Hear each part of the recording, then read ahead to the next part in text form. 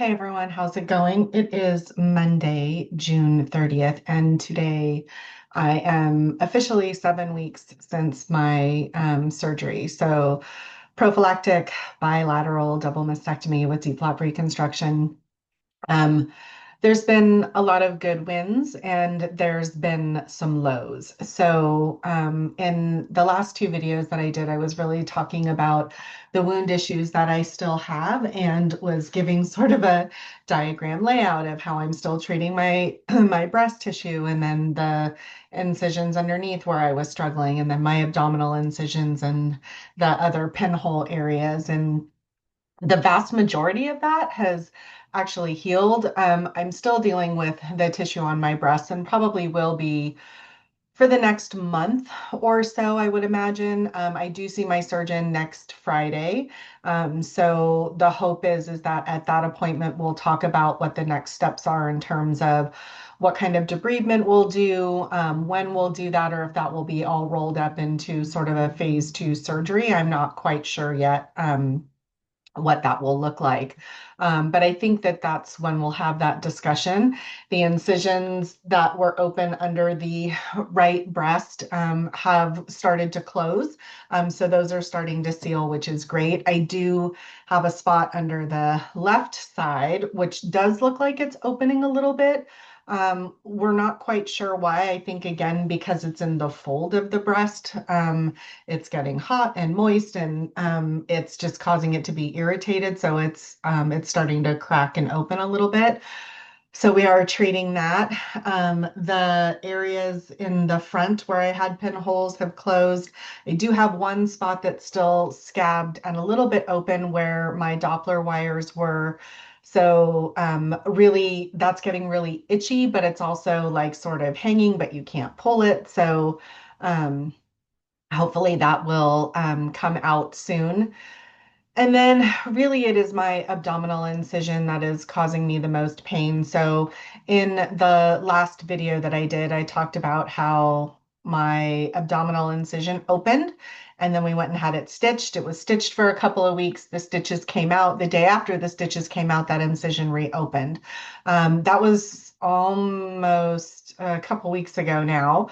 And it is a hole, you guys. And I am not doing well with it. I have had a nurse in every couple of days to look at it, make sure that it's moving along. We went from just, keeping it clean twice a day and, changing the bandages as it was leaking to then it really had the white slough. So we needed to get that out. So then we moved to zero form and packing the wound. And now we've moved on and now we're at silver gel, silver hydrogel to hopefully speed up that process of getting the slough out. And it's really fucking depressing. Like I'm 7 weeks deep, and to have all of these wound issues still, and to have this one wound that won't fucking close is like really hard. I don't love it. I try not to cry about it, but when you can stick your finger in your fucking stomach, it's not great, right? It's just really, really frustrating. And I want to get to a place where I'm healed enough that I can go into phase two, but I can't go into phase two with open fucking wounds. So I can't do red light therapy until the wounds are closed. I can't do full on PT until this wound is closed. It's just, it's, it's really, really difficult. Sorry, I have to move stuff around on my desk. It's really frustrating. And I know, I've been in this group with women from who all had their deeps in May, and the vast majority of us are dealing with some sort of wound issue. So it's great to know that I'm not alone and I have some camaraderie in understanding what I'm going through, which is great. And we can all compare sort of tips and tricks of what we've done, what their plastic surgeon said versus my plastic surgeon. So that feels really good. Um, but it's also just really frustrating, right? And again, I think I talked about this before, being autoimmune compromised, I knew I was going to be a slow healer. or had the potential to be a slow healer and and have some complications, and also given my BMI, like that could all play a part in this. So I did expect some of it. I do think the vast majority has gone better than what I expected. But it's frustrating. It is so frustrating to just feel so slow and I can't make it go any faster. And I'm doing all the things that I can to help it. It just has to do it on its own rate. And patience is not my strong suit, you guys. And I'm having to just sit here and kind of write it out and, tick tock, tick tock. So it's hard. It's really hard.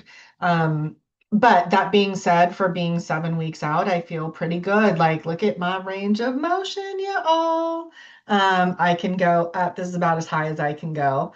I can stretch one arm if I need to. So to like reach the microwave, that's great. I can do that now. I also have taken two drives. So I had to go to the drugstore to Walgreens and get the silver hydrogel. So that was great. That was sort of the first drive and test run. Had my mastectomy pillow on, had, padded seatbelt around my waist to protect that. And it was okay. I will say that for being 6 weeks out, right, I don't still have a lot of strength in my arms or to turn really quickly. So it is a little kind of weird and uncomfortable driving. But it's not as bad as I expected. So that's great. And then I did go to Target and Trader Joe's because yeah, because that's my life. And that was actually really good. I'm able to walk around and kind of do the things that I need to. I can put stuff in the cart, I can load my bags, as long as I kind of load them lightly. And that was all really good. So that felt good. Washing my hair is getting easier. I can go outside and water the garden. That all feels good and normal. I can sort of mostly lay flat in bed. What's really interesting is even though I am now fully 100% upright, which that happened about 2 days ago, which is fabulous. Like I really am standing straight up now. No hunch, no nothing. Depends on how long I'm standing. I will start to teeter a little bit, but mostly 100% upright. Now, laying in bed, though, and laying flat is something different altogether. When I'm standing, I still have the pull in my stomach. But when I lay down, it's very different. Like the weight of my body and the way that I stretch. So I kind of stretch out a little bit, but then I do one leg at a time versus when you're standing and it's both legs. It's kind of hard to explain, but so I am getting closer to that. I am able to lay in bed. I haven't fully tried to sleep in bed yet, though. I'm still in the recliner. I do try to lay in bed for about an hour or so a day, just to see how I can get comfortable, so that I can attempt to try to sleep in bed. I'm hoping by the end of this week, so maybe towards the 4th of July, I'll be able to get a couple of hours, if not a half night in bed. That would be ideal. I would love to be out of the recliner in a couple of weeks, but we'll just have to see how it goes. So that's really exciting. I do still walk about anywhere between 5,000 and 7,000 steps a day. I was doing really good there for a while where I was getting closer to 10, but with this incision in my stomach opening up, I have sort of limited some of that activity, even though the wound is bandaged and everything else. Sort of the more I walk, the more this feels a little funky. So that's been impeding that a little bit, but I have really been working on sitting exercises, making sure that I'm trying to re-engage my core because that is a whole nother ball of wax. It's a little weird. Like sometimes I feel like I have control of my core again, and then other times I don't. And since I still don't have a lot of feeling in the lower half of my abdomen, so from below my belly button to like halfway down my pubic bone, I still don't feel a lot. It has started coming back to life this last week, and holy schmoyans, you guys. I thought the nerve pain up on top was something spicy. the nerve pain in your groin is no joke. I literally woke up last night because it felt like like somebody stabbed me or like I hit something like in my chair, like I don't even know what. And I kind of shot up out of the chair thinking, oh my God, I ripped something open or something really poked me. And it was nerve pain. So that's a good time. Um, but I am starting to get some sensation back there, so that's great. My surgeon did tell me that it would take probably 6 to 8 weeks before that came back, so I'm smack in the middle of that. So I'm hoping that'll kind of come back around here, real soon. So, but that's really the update. It's trying to still deal with these wound issues. Thankful that a lot of it is closed, but still really struggling with this abdominal incision, which like, please send me all the good juju you can because I just need this fucking thing to close and without infection, right? Like I'm not worried about scarring, like that can be cleaned up with my second surgery, but like I just need it to close, right? Um, PT getting that range of motion back in my arms feels like so good to be able to like just even raise my hands like I could do jazz hands. Um, you know, just to get this again feels so nice to be able to start becoming more independent, not have to depend on my man so much, to do all the things for me, has been really nice. Just getting back to being able to take care of me again.